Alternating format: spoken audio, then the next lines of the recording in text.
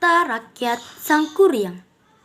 Pada zaman dahulu kala, di sebuah kerajaan di Jawa Barat, hiduplah seorang putri raja yang sangat cantik jelita, bernama Dayang Sumbi. Ia sangat gemar menenun.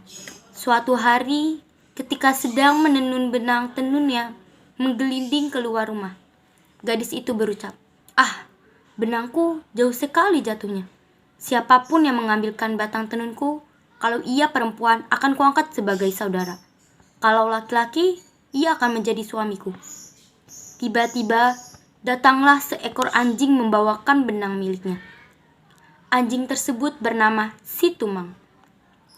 Dayang Sumbi pun terpaksa memenuhi janjinya. Mereka pun menikah. Ternyata Situmang adalah titisan dewa yang dikutuk menjadi binatang dan dibuang ke bumi. Waktu berlalu. Dayang Sumbi pun hamil dan melahirkan seorang anak laki-laki yang tampan yang diberi nama Sangkuriang. Suatu hari, Dayang Sumbi menyuruh Sangkuriang untuk berburu mencari hati kijang. Sangkuriang pun berangkat ke hutan ditemani Situmang. Setelah berburu sepanjang hari, Sangkuriang tak mendapatkan seekor kijang pun. Ia juga kesal karena Situmang tidak membantunya berburu. Sangkuriang marah, lalu memanah Situmang, sehingga anjing itu mati. Sangkuriang mengambil hati Situmang dan membawanya pulang.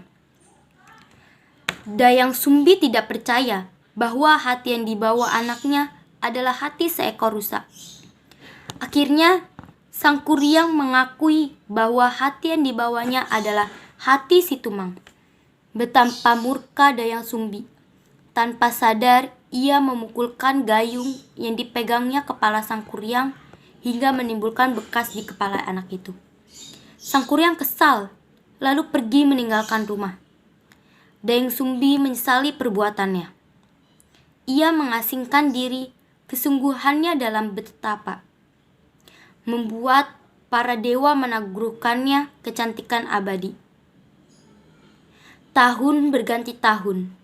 Sangkuriang tumbuh menjadi pemuda yang tampan dan gagah.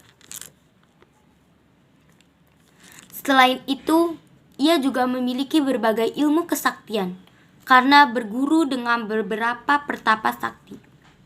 Suatu hari, ketika sedang mengembara, ia sampai di suatu tempat dan bertemu dengan seorang gadis cantik dan mempesona. Ia adalah Dayang Sumbi. Mereka saling jatuh cinta tanpa tahu bahwa mereka adalah ibu dan anak. Sangkuriang pun hendak meminangnya.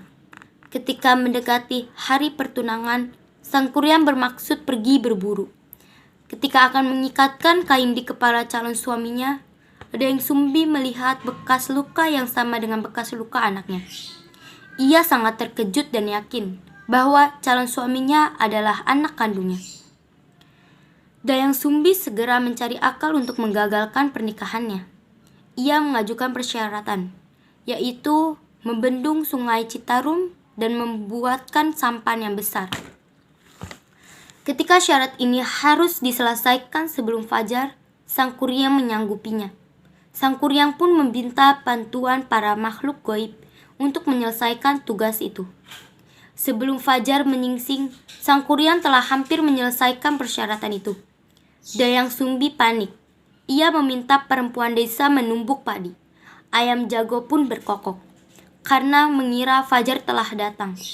Para makhluk gaib yang datang membantu Sangkuriang pun ketakutan. Sangkuriang sangat kesal. Usahanya gagal sudah. Dengan marah, ia menjebol tangguh yang telah hampir selesai dibuatnya. Akibatnya, terjadilah banjir yang melanda seluruh desa. Sampan yang juga telah jadi pun ia tendang, sehingga terlempar jauh dan terbalik. Sampan besar itu lama-kelamaan berubah menjadi sebuah gunung yang kemudian diberi nama Gunung Tangkuban Perahu, yang artinya perahu terbalik. Pesan moral dari dongeng Tangkuban Perahu adalah jangan berbohong dan menipu untuk kepentingan diri sendiri. Selain itu, jangan memaksakan kehendak kita kepada orang lain.